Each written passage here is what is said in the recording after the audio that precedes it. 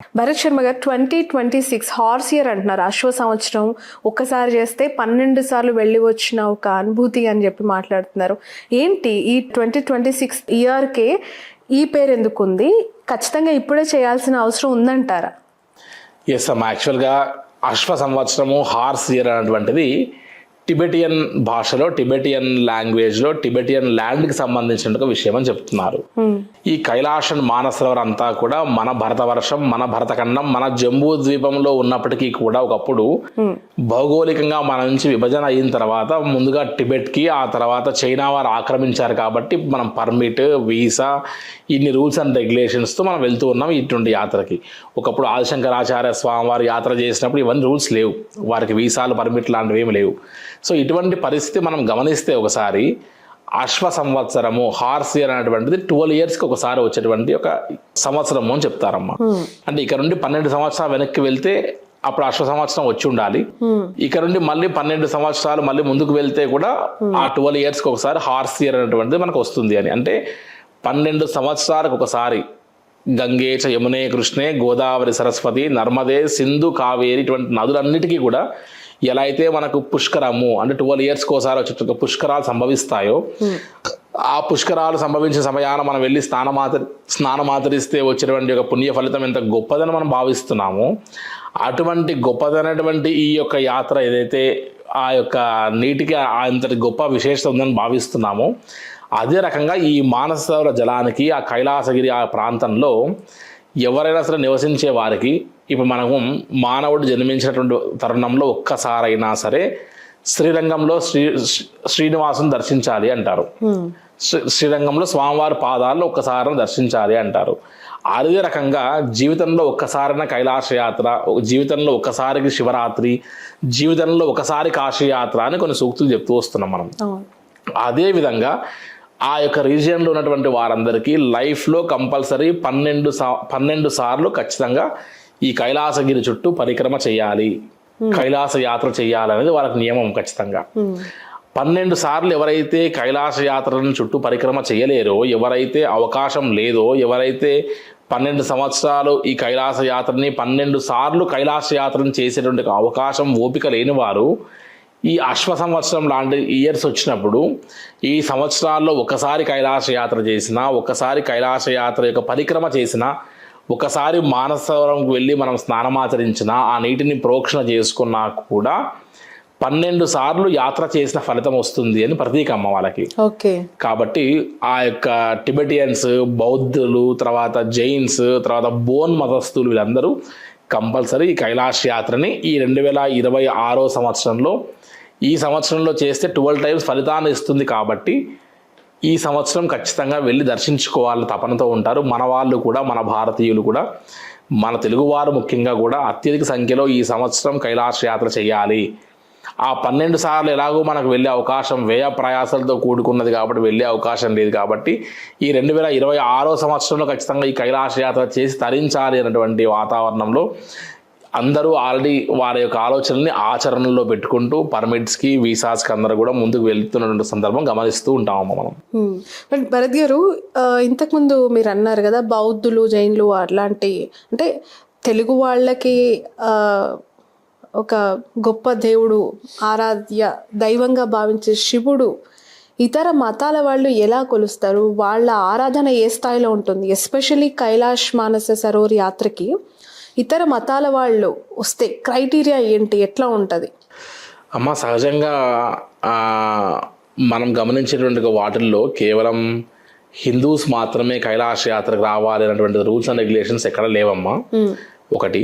రెండవది, ఈ మతము ఆ మతము అని కాకుండా ప్రకృతిలో భగవంతుణ్ణి చూసేటువంటి యాత్ర ఇది. అక్కడ గుడి గోపురం లేదు. పంచభూతాలలో అంటే నీటిలో, తర్వాత ఆకాశంలో, గాలిలో, కొండలో, ఏదో ఒక ప్రదేశంలో మీకు భగవంతుడు అంటే ఇలా ఉంటాడు, ఎస్ నేను చూశాను భగవంతుణ్ణి అనేటువంటి ఒక ఫీల్తో కూడినటువంటి యాత్ర. నాకు తెలిసినటువంటి ఒక వ్యక్తి 70 years ప్లస్ ఉన్నటువంటి ఒక వ్యక్తి ఇప్పటికి దాదాపుగా 9 నుంచి 10 సార్లు కైలాస యాత్ర పరిక్రమ, నాటి యాత్ర, కైలాస యాత్ర పరిక్రమ చేసినటువంటి ఒక ముస్లిం వ్యక్తి నాకు తెలుసమ్మా. ముస్లిం. Yes, okay. ఆయనకు పర్మిట్ వీసా ఇవ్వడానికి పాస్పోర్ట్ కావాలి తప్ప ఇక్కడ డిక్లరేషన్ మనం తిరుమలలో ఇచ్చినట్టుగా మన దేవాలయాలు ఇచ్చినట్టుగా అవసరం లేదు. అవును. సో ఆయన ఏ ఇంటెన్షన్తో వస్తున్నాడు అని అడిగినప్పుడు అతని మతం ఏదైనా అయి ఉండొచ్చు.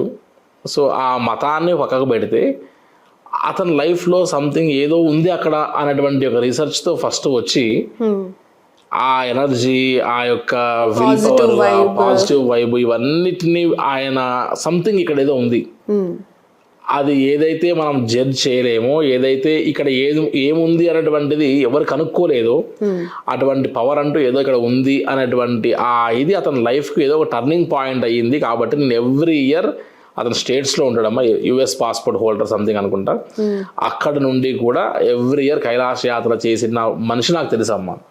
సో భగవంతునికి రూపం లేదంటారు. సో ఈ రూపంలో కొలవాలి, ఆ రూపంలో కొలవాలి అనేటువంటిది మన యొక్క సబ్ కాన్షియస్ మైండ్కి, మన బుద్ధికి నిగ్రహ శక్తి కోసం ఇలా ఒక ఆకారం ఉంచుకొని ఆకారాన్ని పూజించడమే తప్ప అసలు భగవంతుడు అనేటువంటి వారికి నిరాకార స్వరూపుడు, ఎందులో అయినా భగవంతుని చూడొచ్చు అనేటువంటి యాత్రకి నిదర్శనమే కైలాస యాత్ర అని చెప్పచ్చు. సో అలా మతాలకు కూడా సంబంధం లేదు అని చెప్పచ్చు. రైట్. అండ్ నక్షత్రాలు దేవతామూర్తుల రూపంలో వచ్చి స్నానం ఆచరిస్తారు మానసరోవరంలో, అక్కడ స్నానం చేస్తారు అని చెప్తూ ఉంటారు.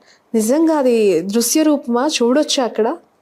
ఎస్ అమ్మా, యాక్చువల్గా కైలాస యాత్రకు వెళ్ళినటువంటి ఏ ఒక్క యాత్ర చేసినటువంటి యాత్రికుల్ని మీరు అడిగినా, వారిని టచ్ చేసినా, వారి అనుభూతులు తెలుసుకున్నా, ఎర్లీ మార్నింగ్ 3 నుంచి 4 మధ్యలో బ్రాహ్మీ ముహూర్తం అని ఏదైతే అంటారో ఆ సమయంలో వారు కాస్త ఓపిక చేసుకొని వారికి ఇచ్చినటువంటి యొక్క రూమ్స్, అలాట్ చేసిన రూమ్స్ నుండి కాస్త జాగ్రత్తగా అన్ని కవర్ చేసుకొని, విండ్ చీటర్ జాకెట్స్ అన్ని, మనం ఇచ్చినటువంటి జాకెట్స్ అన్ని వేసుకొని ఒక్కసారి ఆ నది ఒడ్డునకి, ఆ యొక్క సరస్సు ఒడ్డునకి, సరోవరం ఒడ్డునకి వచ్చి మనం నిల్చుంటే మనకు ఏదో ఒక పాయింట్లలో నుంచి నక్షత్రము అంటే అది ఒక జ్యోతి రూపం అని చెప్తారు. యాక్చువల్గా స్టార్, ఆ నక్షత్రం వచ్చి డిప్ అయి వెళ్తున్నట్టు, నక్షత్రం ఇది ఆల్సో గ్రహం, అది కూడా ఒక గ్రహమే.